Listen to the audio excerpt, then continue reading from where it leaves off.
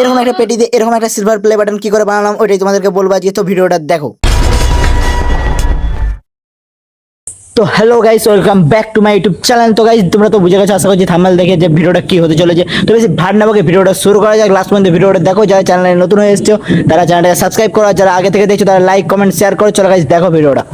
তো guys play বাটনটা বানানোর সময় প্রথম থেকে ভিডিওটা করতে পারিনি, তারপরে মনে হলো তোমাদেরকে দেখানো দরকার, তার জন্য আমি ভিডিওটা অন করে দিলাম। তো ভিডিওটা দারুণ হতে চলেছে, তোমরা ভিডিওটা দেখো।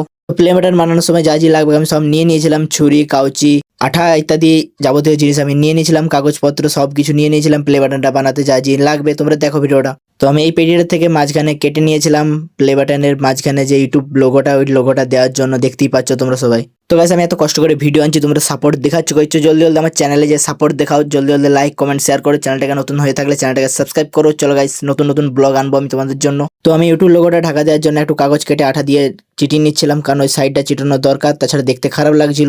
এখন আমার কাগজ আঠা দেওয়া হয়ে গেছে, তার জন্য আঠা দেওয়া কাগজটা আমি চিটিয়ে দেবো। তো ইউটিউব লোগোটার সামনে আমি আঠা দিয়ে চিটি দিয়েছি কাগজগুলো। তো কেমন লাগে তোমরা একটু কমেন্টে বলবে। সাইডে দেখতেই পাচ্ছ আমি পুরো চিটি দিয়ে পুরো একদম চকচকে ধকধকে করে দিয়েছি। তো প্লে বাটনের ব্যাগটা একটু দেখে নাও, ব্যাগটা কেমন হয়েছে। ব্যাগটা ভালো হয়নি, তো এখনো ফিনিশিং দিতে বাকি আছে, তোমরা ভিডিওটা দেখো লাস্ট অব্দি। তো এইখানে আমি ইউটিউব প্লে বাটনে যা যে নাম থাকে ওই নামগুলো দেবো, আমার ইউটিউব চ্যানেলের নামটাও দেবো, যা যে থাকে লেখা সব দেবো। তো গাইস এই ইউটিউব প্লে বাটন বানাতে যে বেরিয়ে গেছে আমার ঘাম, আর আমি হয়ে গেছি গরমে পুরো খতম। मतलब वो अलग ही लेवल का बंदा था। कैसी लगी मेरी मजाक? तो साला बहुत नीच आदमी रहे। তো ইউটিউব প্লে বাটনের যে সাইডগুলো দেখতে খারাপ লাগছিল ওই সাইডগুলো আমি কাগজ দিয়ে মুড়ে দিচ্ছি। তো এখন দেখতে মোটামুটি ভালো লাগে। তো এখন আমি নামটা লিখবো, তো দেখো। তো গাইস নামটা পরে লিখবো, তার আগে ভিউটা জাস্ট চেক করো, ইউটিউব প্লে বাটনটা কেমন লাগছে জাস্ট। তো সামনে রিং লাইটটা জ্বলছে, তার সামনে কেমন লাগছে জাস্ট দেখো তোমরা সবাই। তো গাইস আমার তো বেশ দারুণ লাগছিল, তোমাদের কেমন লাগছিল তোমরা একটু কমেন্টে বলো। তো এই ভিডিওটা কে কোথা থেকে দেখছো একটু কমেন্টে বলবে।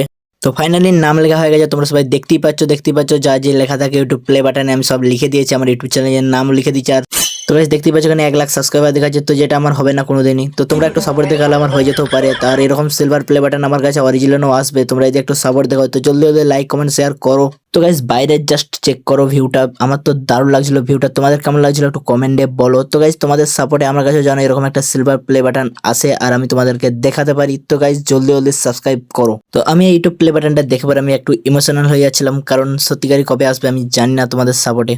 তো গাইস জাস্ট দেখো রিং লাইটের সামনে কেমন ইউটিউব প্লে বাটনটা লাগছে। তো এই ইউটিউব প্লে বাটনটা আমি এক জায়গায় রেখে দেবো, তোমাদেরকে দেখাবো ওই জায়গায় কেমন লাগছে ইউটিউব প্লে বাটনটা। তো গাইস ইউটিউব ফেসবুক থেকে পাওয়া কিছু প্রাইজ আছে আমার কাছে, তোমরা অনেকেই ভাবে এই ছোট ছোট প্রাইজ নিয়ে সবাইকে দেখাচ্ছে, তো আমার কাছে এই ছোট ছোট প্রাইজ অনেক বড়। তো ইউটিউব প্লে বাটনটা আমি এখানে রেখে দিয়েছি। তো এই মেডেলটা আমাকে ফেসবুক থেকে দিয়েছিল। তো গাইস আজকে ব্লগটা এইটুকু অবধি। যদি ভিডিওটা ভালো লাগে তাহলে লাইক কমেন্ট শেয়ার। চলো গাইস টাটা বাই বাই, পরের ভিডিও দেখা হচ্ছে।